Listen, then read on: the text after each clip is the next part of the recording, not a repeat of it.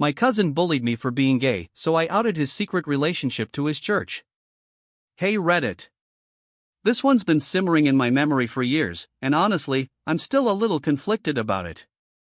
But at the time, it felt like justice. So for context, I, 25M, grew up in a pretty conservative southern town, think BBQS, Friday night football, and churches on every corner. Being gay there wasn't exactly welcomed.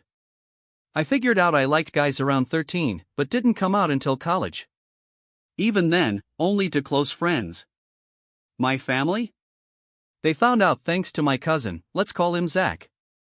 Zach, 26M, and I were pretty close growing up. We went to the same high school, played on the same soccer team, even shared a room during family reunions.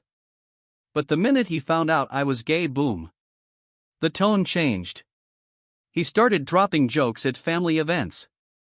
Don't bend over near me, or careful, he might have a crush on you. It was humiliating. My uncle laughed. My dad told me to be the bigger person. Zach always said it was just teasing.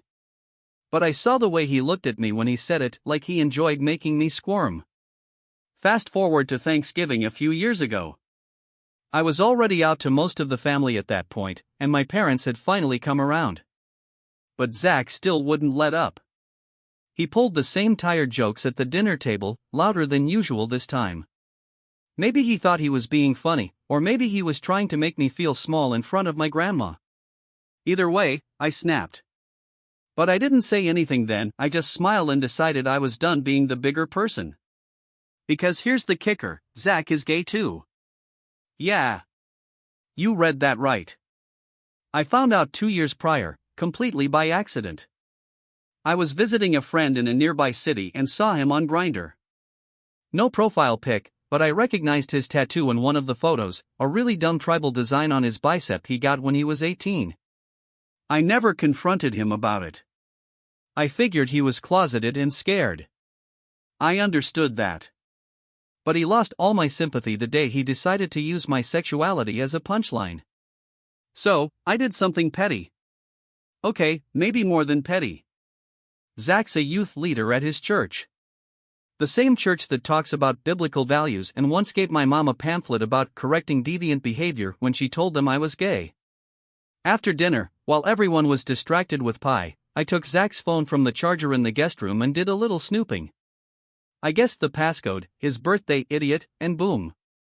There it was. Messages. Pics. One thread in particular stood out, his boyfriend, Danny. They'd been seeing each other for months. Sweet messages, pics of them on road trips, even a few shirtless selfies, not scandalous, but enough. I screenshotted them and emailed them anonymously to his church's general contact. No name, no comment, just a concerned member of the community. I even created a throwaway Gmail to do it. A week later, I heard from my aunt, his mom, that Zach had stepped down from his role. Church leadership apparently had a private conversation with him. And while no one said anything out loud, word got around. People in our town talk. That's just how it is. Zach didn't show up to Christmas that year. He didn't speak to me for months. When he finally did, it was a 3-sentence Facebook message. Was it you? You really did that to me? I didn't reply. Because yeah.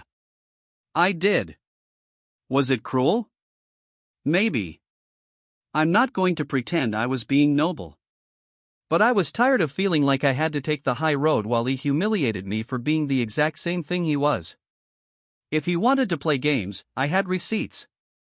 Now, years later, Zach's out publicly. He moved to a bigger city and is living with Danny. From what I hear, he's a lot happier now. Good for him. Genuinely. I don't think he's told people how he got outed, but maybe that's for the best. I'm not looking for a medal. Hell, I'm not even 100% sure I did the right thing. But I do know this. If you treat someone else's identity like a weapon, don't be surprised when it explodes in your face. TLDR, my cousin mocked me for being gay for years, despite being secretly closeted himself. When he took it too far at a family event, I outed his relationship to his ultra-conservative church. He lost his position, moved away, and eventually came out for real. My roommate stole my inheritance money, so I faked a job offer, lured her to another state, and ghosted. Okay, so this story still feels surreal to me, but since it's been over a year and karma's already done her work, I think it's time to share. Let's rewind. I, 29M, used to live with this roommate, let's call her Jess. Jess and I weren't super close, but she was a mutual friend of a friend who needed a place, and I had an extra room in my apartment in Philly. She moved in with promises of split bills, mutual respect, blah blah blah, you know the drill. At first, she was fine. A little self-centered, loud FaceTimes at midnight, used my expensive shampoo without asking. Annoying, but not psycho.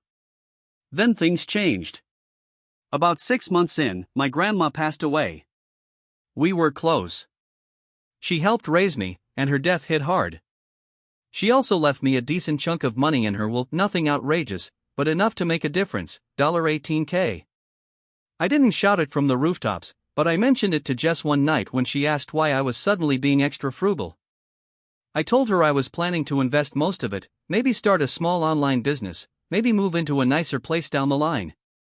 Big mistake. A week later, I noticed something off.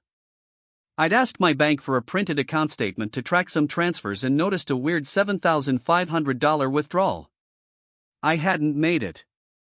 I checked online, sure enough, another $4,000 had gone 2 days later. I called the bank immediately and found out someone had withdrawn it in person at a branch I never go to. Panic mode.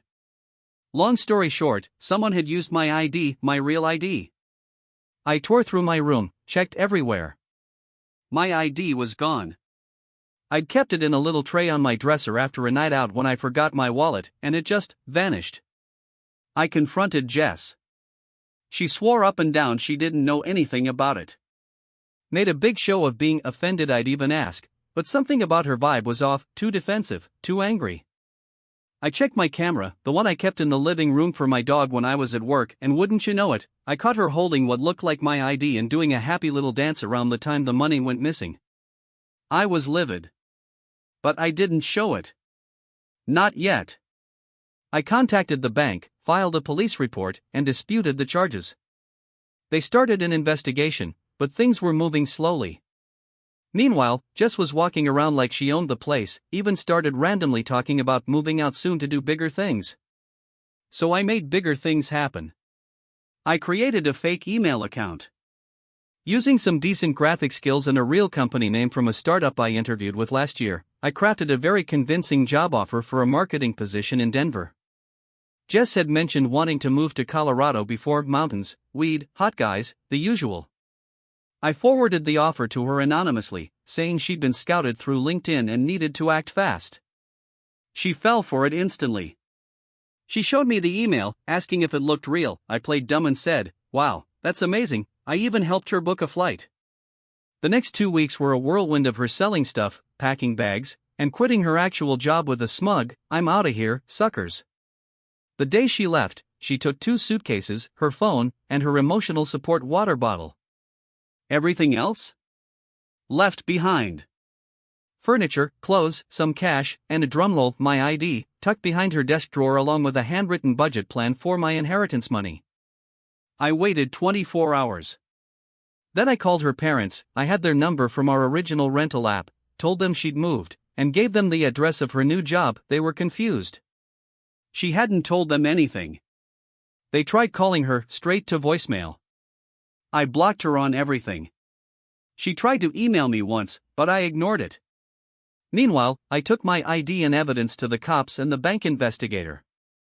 The ID find helped confirm she was the thief, and while the case didn't go to full prosecution, she fled the state, and I got most of the money back from the bank's insurance. It was enough to get her flagged for fraud if she ever tries to open another account.